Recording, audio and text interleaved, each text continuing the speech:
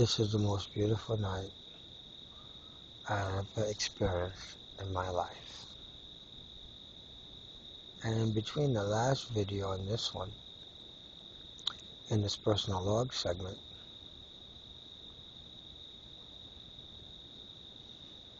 I don't think heaven and hell is what we've been taught. That's what came to mind, the meaning of heaven and hell. What happens to me after I die, and is it worth it making a child? Is it worth it looking for love? I'm vain. I'm sorry. I'm vain. I talk about women bad, about how they vain. I'm vain. I gotta have a pretty woman.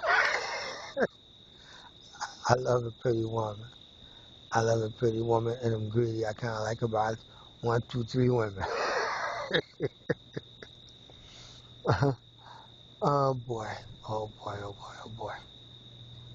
Dr. Philip DRICE went 2.5 years into homelessness in order to just experience what it is, right, about homelessness. And in my movies, that's how I met Robert Huntley. And the story broke this whole case. That in January, January 2011, when I came back from Florida, and I had already set it up because I had already called Ida Smith, recorded it. I called Ashley and then Kim Fuller, recorded that. Went to Florida, came back, went and seen the Hangsman's News whistleblower at the VA, got that. That's what saved me with the CCRB. When they seen the kind of stuff I had and checked out that website, and I exposed that Hangsman's News, bang, that did it. I did it in other ways, but I never had the actual interview of the whistleblower himself. And it was on those other videos that Congressman Meeks, New York State Senator Huntley got together, it is alleged, went to their people at the Queens District Attorney's Office, and I'm sure there was an ADA involved. That's why you've got to take responsibility, Judge Brown. Mr. Langer at the Integrity Bureau of the Queens District Attorney's Office, you had been getting all my emails about what I was doing for Congressman Meeks in his favor when he was being accused of all kinds of stuff. I had the power that since I was able to CC a copy to the White House, the Attorney General, all of these people, I was able to do things I really didn't know what the value was until now. But those guys only want to hear good stories. They don't want to hear no complaints. They don't want to hear nothing. Why? They're trying to do jobs I don't think they're really capable of doing. That's why this country's in such a mess. That's why you guys might want to give Romney a chance. You already gave Obama a chance, and he failed. He failed. He fizzled. Mr. Obama fizzled. Mr. Obama was not the promise that he was made out. That he didn't turn out to be the promise that we expected, and he didn't turn out to be the promise and the hope we wanted, and he failed so miserably. He doesn't get a second chance consideration. That's about the only way I can summarize that. I'm a homeless veteran, and it's been white people helping me. There's been a couple black people, but they don't have the means to do anything for anybody. Not only that, they're so weary and cautious and suspicious of everything and everybody because of their upbringing, because of their ethnicity in this country. Black people have not assimilated into American culture. You've got a European descendant culture that's 85%, that's 80% of this country. You've got the African Americans with 13%, that's 93%. Then you've got the Mexican and Central American invitees through NAFTA. here, and that's the reason why this whole deportation, this whole stuff. You Americans are changing the game. When you made NAFTA, the North American Free Trade Agreement, you made an economic bloc citizen out of the Mexicans and Central Americans, out of the Mexicans and the Canadians. When you went into CAFTA, you can't talk about the crossing the border illegally. Under economic conditions, economic need, that the mayor of New York will go in front of Congress and say we need more Mexicans influx, we need more workers, blah, blah, blah. And we need low-wage workers. You need tame workers. You need workers that will endanger their lives, get hurt, not say nothing. You need a new slave class. You need the servant class, because the African Americans ain't doing it. They're expecting equality. They don't work for it, but they expect it. But that's your problem, not mine. It's your problem, not mine. My only issue is Mrs. Fronie Green.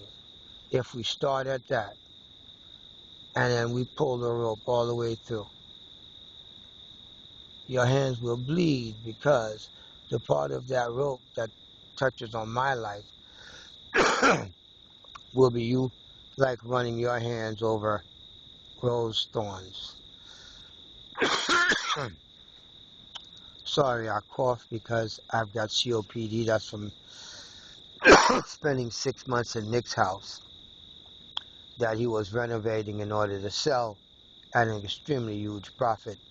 And he used me as a junkyard dog that absorbed all the asbestos just to watch his equipment, because he was too lazy to pick that shit up and move it.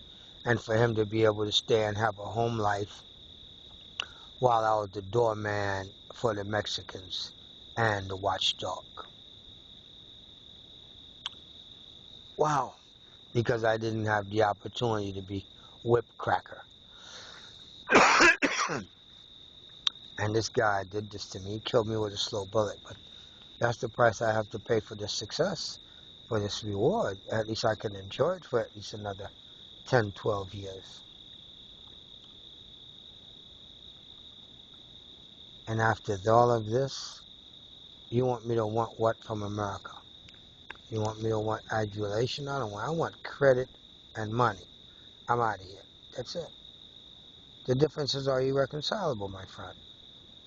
Because the people who did it represent the highest levels of the government in New York City, New York State, and the federal government as far as housing is concerned.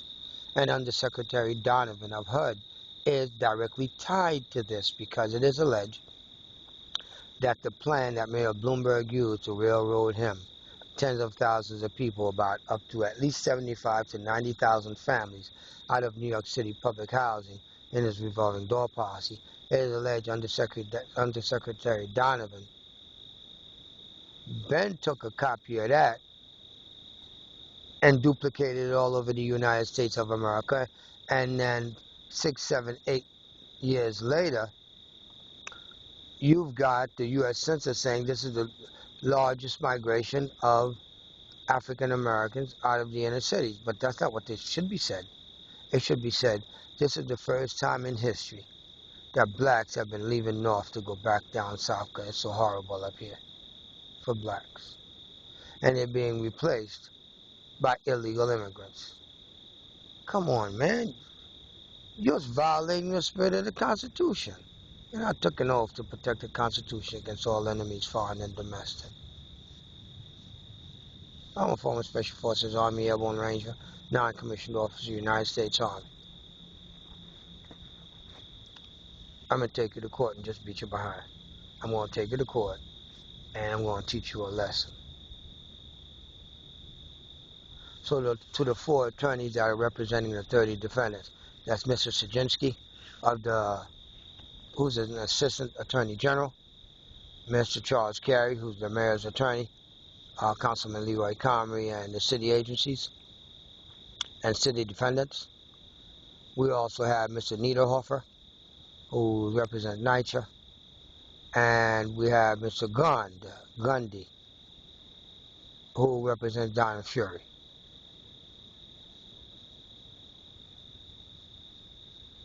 Don't you think you guys had enough? You guys haven't had enough. I just want to know if you had enough. I'm going to call you. I'm going to tell you. Go take a look at this. This is an open letter to the opposition, the lawyers.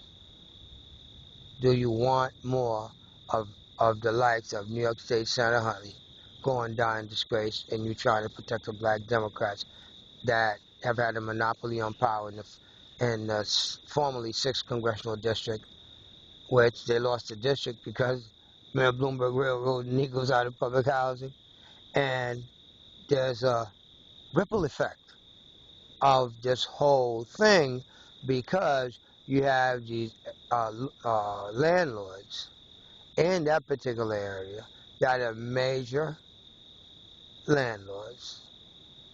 As an ethnic group, they own so much housing that when they put those Spanish supers in there, them Spanish supers get $500-600 to put a Spanish person in there that the landlord can better rely on in order to get their money. There's nothing wrong with that. That's capitalism. But come on, people. You black leaders have failed because you didn't take care of your people, train them right, brought them up a little bit more civilized and adjustable to American society. You preachers, this is a Protestant country. You preachers are the biggest failures of them all. If they can't get the morality at home, how come you ain't taking care of them? Are you recruiting them? Or you're stuck up wearing big hats and then you got black females propping and prancing and all this stuff? Look, man, guess what? You're playing something stupid with God. You're playing something stupid with God. And the biggest, worst example that I can think of is Allen AME Cathedral, Allen AME Church, and Reverend Floyd Flake, who I believe got blood on his hands with a double murder. When his mistress got killed, his pregnant mistress got killed and couldn't testify before Congress against him. You guys got to stop this nonsense, man. I'm calling everybody at the carpet, man. I'm calling everybody at the carpet. That's what it is. That's what I'm doing. Why did I do this? When did I do it? How I did the whole 9 yards, my memoirs. Before one of you guys stupidly kill me. Or I die prematurely. I don't want to die prematurely. I'm not Martin Luther King. I'm not Malcolm X. I'm not sacrificing my life for nothing for you. I wouldn't do that for anybody else. Get out of here. Y'all gotta be crazy. Thinking it's some kind of daggone joke. That's why I went out this country. I don't want to speak English no more. I want to prepare, get back to speaking strictly French so I can return and to Haiti when I'm about 65 or so, and by 70 years old, hopefully run for president or something.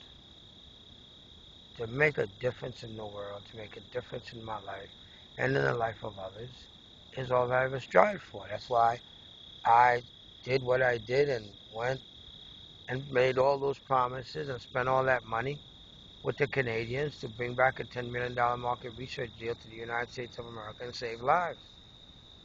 Ain't no superhero is beautiful, man. And there's no greater place to do it but in the United States. But what did you guys do to me, man? So I'm saying what I'm saying because that's how I feel. It's what it is, and that's what I'm going to act upon. A lot of people leave the United States.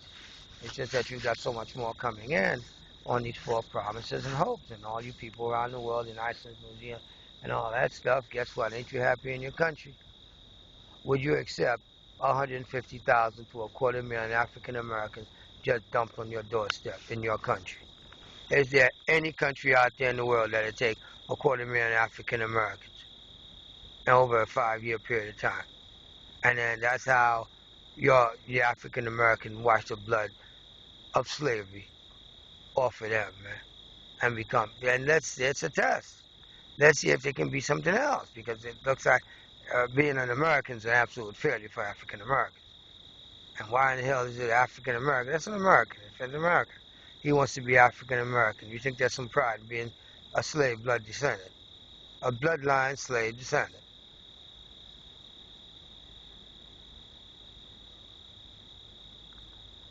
think I'll end it here. It's your question and answer for yourself. I was born free, and I'm going to stay that way, and I'm not going to breed here in this country to give anybody my blood to torture like what y'all did to me.